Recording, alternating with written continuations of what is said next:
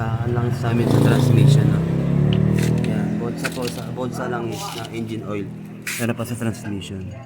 Yan, so ito nakita nyo naman. So kung mag-essential kami nito, dapat mga 90 watts. Sa 90. Yan. Pwede rin yung mga Petron na ATF na transmission. Ayun. Sige, okay lang, wait lang. Yan. So natanggalan namin yung ano. Tanggalan namin yung ano. So mayroon dito yung paglagay ng langis. So ito nakita nyo naman, yung nag-drain na kami. Then ito yung kanyang lagaan naman ng langis. Kailangan puno po yan. So para makita nyo po, ito po yung sa... Yan, ito nakita nyo naman. May palatandaan po. Pag gaganyan po, sabihin yan, ito yung para sa drain plug. Ngayon, drain plug ng transmission to.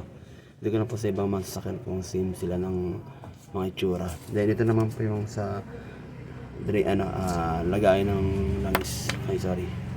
Yan, diba? Ayun, nakita nyo naman. Flat lang siya, diba? Flat. Kasi dito lang ilalagay. O, diba? Ganyan lang. Ayan. Ayan, para makita nyo pa rin. Diba yung pagkakaiba? Ayun lang, yung pagkakaiba nilang dalawa. Yan, so far, so good naman. So, yun. So, pag nalagyan natin siya mga 3 years sa 5 years, yan. Buhay niya ulit. Yan naman po. Ito yung lagay ng ating langis.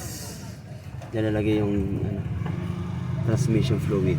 Yan po yung kanyang drain plug. Ayan na. Alright, alam mo tumutulog siya. So, patuloy mo natin siya para goods.